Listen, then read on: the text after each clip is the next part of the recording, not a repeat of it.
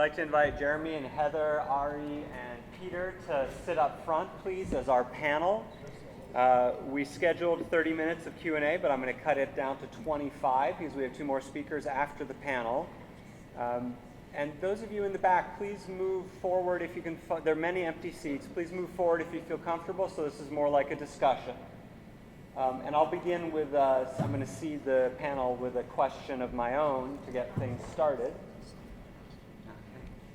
And that question is, well, it's for anybody who cares to speak to it. It's about how the tribes and wildlife biologists of the tribes view co-management.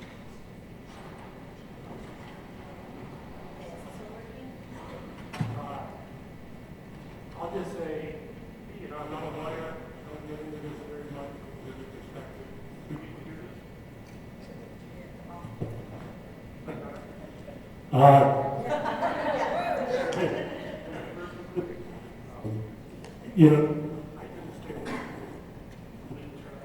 I tend to stay away from the legal side of this thing.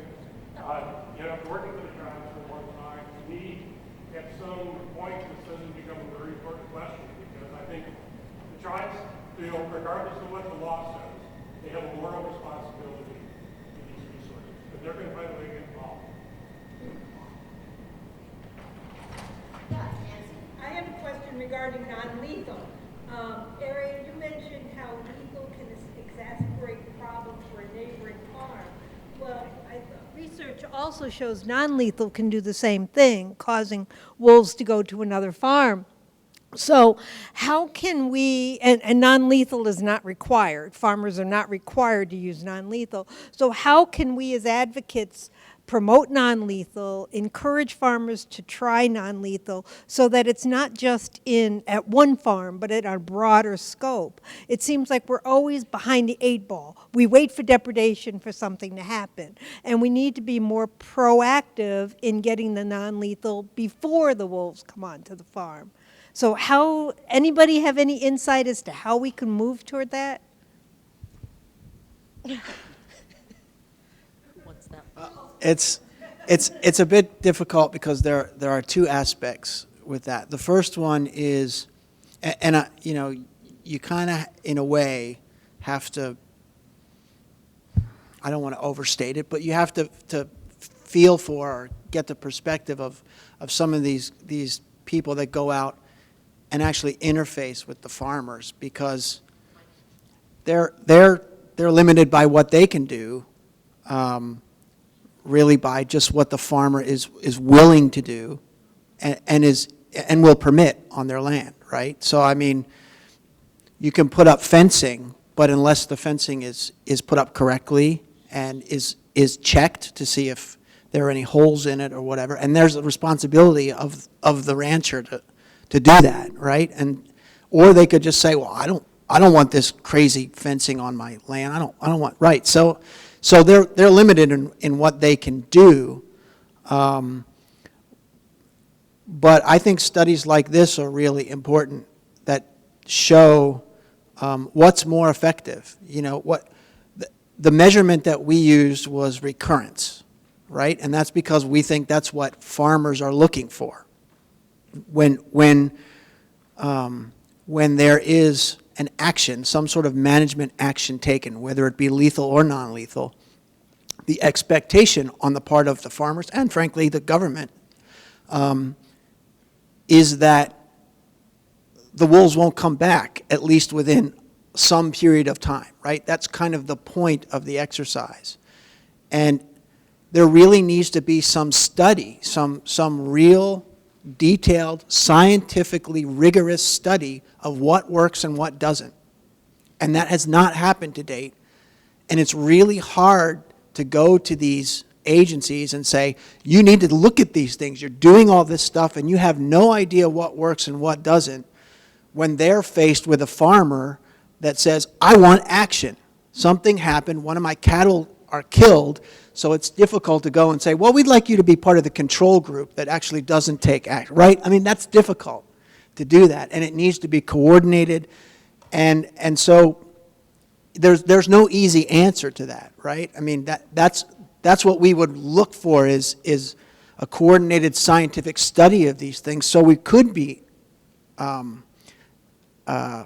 we would have the knowledge, we could have the knowledge to go and say, well, in your case, this is going to more likely to work, and this is, but we don't know, and it's a difficult pattern, and unless there's a really strong commitment on the part of these governments to get systematic about it, I don't think we will get there, to be honest, or it's certainly more difficult. I think one other thing, too, is that a lot of these farmers and livestock producers, they may have heard of certain non-lethal things, but I don't think they understand how or if it will work for them. So they don't want to go out and invest all this time and money on something that, even honestly, when I was a young student and I first heard of flattery, I thought, how the heck is that going to keep wolves out? And I think they're probably thinking that too. And, I'm too busy. I don't have time to go out and put this flattery up. I don't have time to train livestock guarding dogs. I don't think they understand the effectiveness or have never seen that.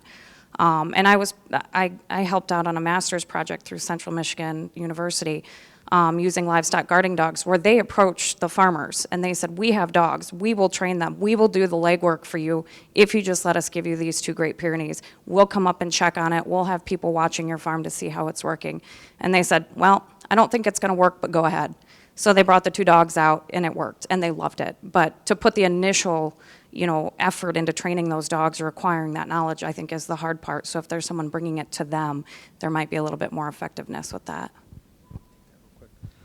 She mentioned guarding dogs, and actually that was one thing that I was thinking about. There's recently a non-lethal workshop that was done, and one of the presentations was a man that used guard dogs, but there was no training. He simply had a pen that had the pups in it that was put out in the field that had the actual livestock, and they just acted like they were a part of that herd. And they eventually just used their natural instinct to guard that herd, and there was no training that had to be done. All you have to do is give this animal some food and somewhere for shelter, and it does the rest on its own just because it wants to. It's instinct. So that's one thing. If we can get some of these farmers to get some of this knowledge and just be willing and open to the idea of having a dog, I mean, some people might not like the idea of a minimal care dog that you just have out there, but from what I've seen, these animals seem pretty happy, and they like their role. They like being protectors, and they enjoy doing that kind of work, and they do it all day, every day. So that's one idea that I have, is get Maremas and things like that. Get some of these dogs out there that don't need to be trained, that want to do the work. Specifically, I think Peter David, question. Co-management and harvest, tribal harvest has worked, I think, very well for everything from walleyes to white-tailed deer, turkeys, but not at all for gray wolf. Specifically, my question to you is that why was the Department of Natural Resources able to reduce the tribal quota from, the first year it was, I believe 85 individuals, or 42% of the total allotted harvest, the first year of the harvest, down to only 24 or 8% of the proposed harvest the second year, and I don't know what it was the third year.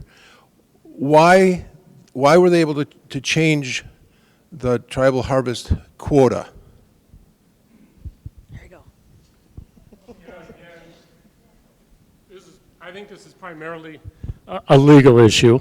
So the state's interpretation of the treaty right is trying to limit it to a harvesting right, which is kind of a real strange dichotomy here, because in some ways the tribes could strengthen their hand by actually harvesting wolves if that wasn't so culturally inappropriate. So what happened essentially is that the first year the state reserved half of the ceded territory quota on the theory that the tribes were entitled to them, even though the tribes were very clear from the get-go they weren't going to harvest wolves. The tribes, for things that are being harvested, the tribes clearly can claim up to 50% of the allowable harvest. But if they don't do that over time, and there's a demonstration that they're not doing that, then the state can start to issue their quota on the basis of demonstrated harvest as opposed to sort of the potential harvest. They place themselves theoretically at some risk by doing that if the tribes would decide to harvest. But clearly the tribes have been very clear on the record, they're not going to harvest wolves. Now, one little, trying not to blow people away here with this, but one thing in the treaty language also, there's some language I think that could be explored that talks about also retaining the usual privileges of residency or occupancy. And I think you could argue that wolves provide real measurable benefits to tribal members in a living condition. And you might be able to use that language to try to go after this idea that you don't have to kill a wolf in order for it to have value. You're loud, you probably don't need it. This is more of a comment to Ari. The two things that you said that I kind of take issue with, you said that the 350 goal that Wisconsin had, which I agree is outdated and is no longer useful, was just pulled out of the air. It was not pulled out of the air.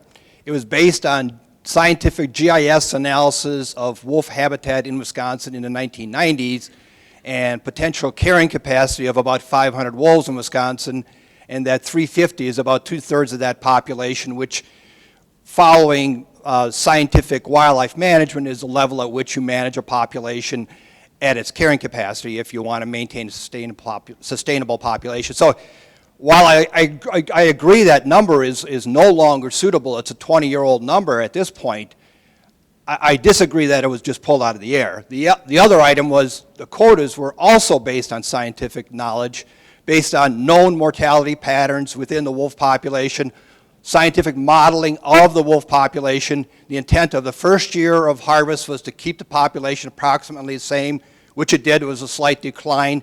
Second year, the intent was to reduce the population about 15–20%. It was reduced by 19%. Last year, the harvest was intended to keep the population about the same. It actually increased about 13%. So the quotas were based on scientific methods. Whether you agree with the quotas, whether the quotas were ethical or moral, that's a different issue. But to say they're not based on science, I think, is incorrect. Assume you want to respond to that, okay? And to be clear, I am not as knowledgeable about the Wisconsin situation as I am the Michigan situation for obvious reasons, and so I may stand corrected on some of those issues. When I make those claims, I'm mostly relying on knowledge that other people have relayed to me about the processes that were used to arrive at those numbers. I do know that, and your point is well taken, that there's probably some science that went into those numbers, but I do know that there was a lot of politics that went into those numbers as well. And you know, I'm not going to go into the details or the stories that have been heard or the things that, because I don't really remember or even know all the details, but certainly there's a difference between science informing, when you're talking about a hard number like a quota or a population limit, there's a difference between science informing the result and a scientifically derived result, if you understand the difference there. And my impression, and it really is only my impression because I wasn't involved in any of that, but that science certainly did inform. So I don't mean to say that there was no science that went into those numbers, but the ultimate number, in many cases, I know specifically with result to the hunting quotas, probably less so with the 350 number. But I know specifically there was a lot of political negotiation with those numbers, at the very least with the range, you know, whether we're talking 100 or 200 or 500, right? That range was informed by science, but then the actual number was, at least in my opinion and based on what I've been told, was more a product of negotiation between sportsmen's groups and things like that, rather than anything else. But, possibly some of the Wisconsin folks could shed some light on that better than I can.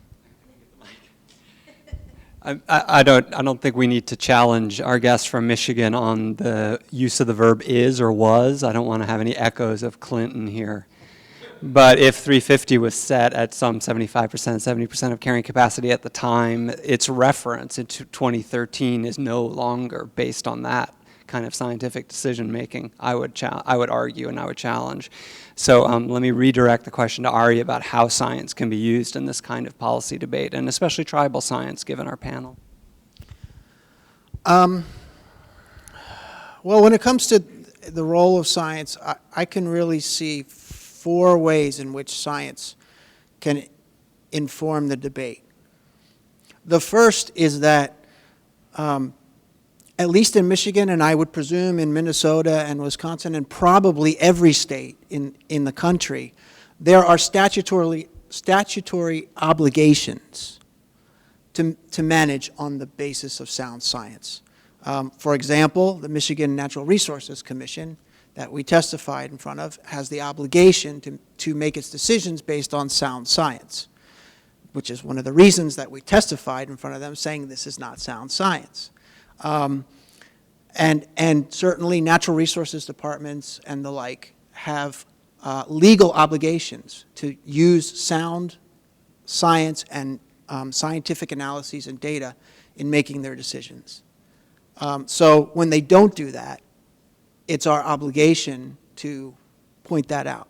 The second one are treaty obligations. And we've talked a little bit about ceded treaties and consent decrees and 1836 and 1842, and that gets into the legal weeds, which I feel Peter's pain. I don't want to get into those either. But there are obligations within those consent decrees to manage based on sound science and use scientific data and justify decisions.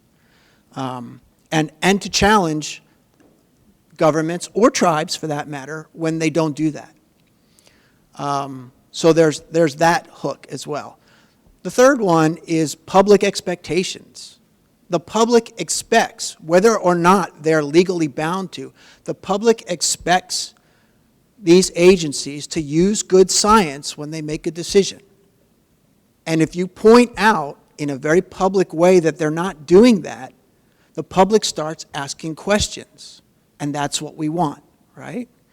The public starts saying, wait a minute, we thought you guys knew what you were doing. We thought you were using science. How come these guys are using their science? Their science contradicts your science, at the very least, raising those questions. And the last one, I think, is just simply that's how we make good wildlife management decisions, is using science, right?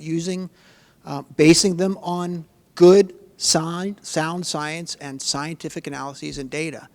And so that's where I think the scientific argument, using science, that tribes can really use science and get those 4 hooks into, they have to listen to the science. They don't have to listen to political arguments or, frankly, cultural arguments, but they do have to listen to scientific arguments.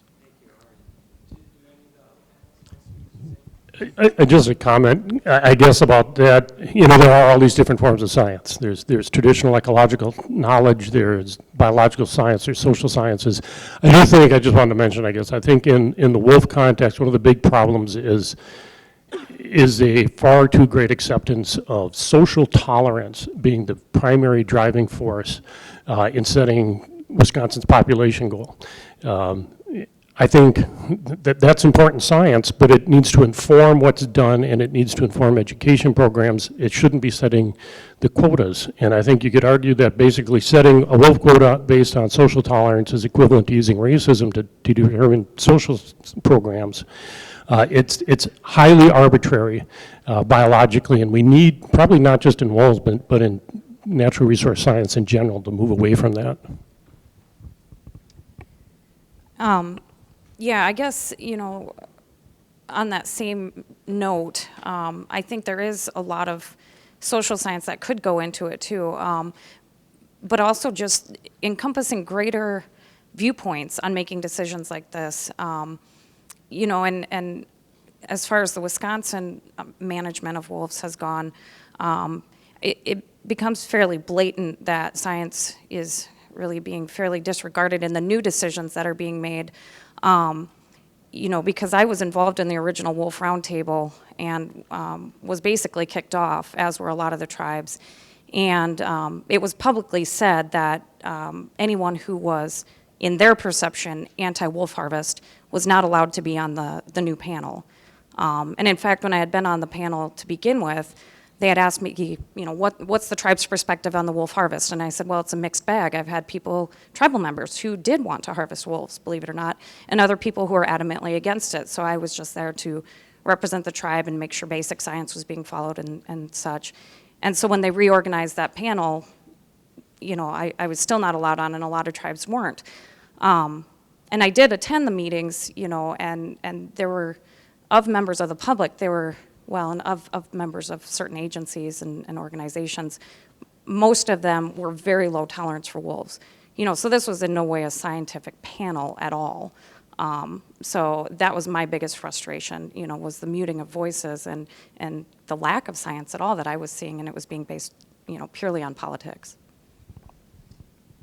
Jody? What struck me about Heather and Peter's presentation, is the description of this moral compunction to speak to and advance the need for sustainable and abundant wildlife as part of just both values and just to make sense of the treaty rights.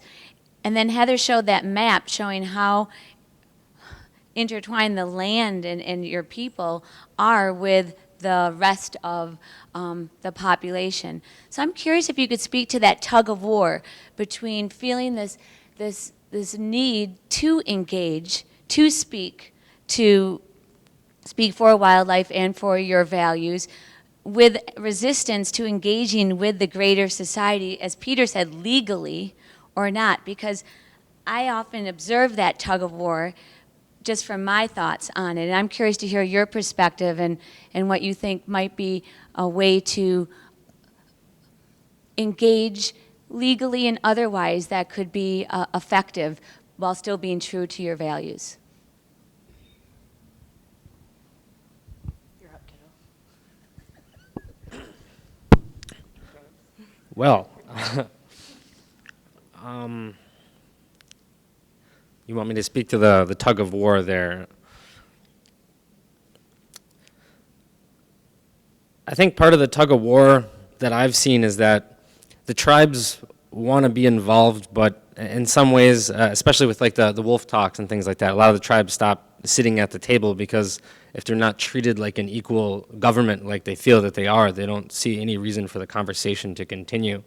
And so I think part of the way to get that tug of war to kind of stop is to try to find a way for the agencies to recognize tribes as a legitimate equal instead of just somebody that we have to kind of bring along just for looks sake, because a lot of times they don't even acknowledge the tribes. They just say, well, we brought them in the room, they were there, like, awesome, you can bring public in the room too. It doesn't mean you're going to listen to what they have to say. So getting to a point where the tribes have an equal standing, I think, is probably the first step. And then part of the other things that you talked about was people talked about biological versus social things, and I think social carrying capacity nowadays is going to be more important than any of the biological things, because as far as I'm concerned, the land's going to sort itself out. Wildlife will figure out the right balance of how many there should be of each animal. The only thing that messes that up is when we start thinking that we know automatically how many there should be. So the land might be able to hold 1,000 wolves. People of Wisconsin might be only willing to tolerate 500 or 200 or something like that. And that's also where part of the tug of war is, because those two are never going to line up. What's biologically right and what's socially acceptable are not going to line up, and we just have to find some way to compromise there, and using sound science is going to be a big part of it. Yeah, and I'm no lawyer either, and I don't really have much of a law background, so that's why, like I said, I was finding myself in a little bit of new territory with this. But what was understood, from the beginning was that when these localized extirpations happen, particularly because the tribe I work for is in Forest County, Wisconsin, and Forest County has probably one of the lowest tolerances in the entire state for wolves. Poaching is very high there, legal hunting is very high there, and like I said, there's basically a localized extirpation of wolves in that area. And so the tribe is experiencing an entire loss of a clan animal. That's part of the history, the culture, and just knowing that this animal's on the landscape for their children, it's gone, and if things continue like that, there's probably not a great likelihood of it coming back.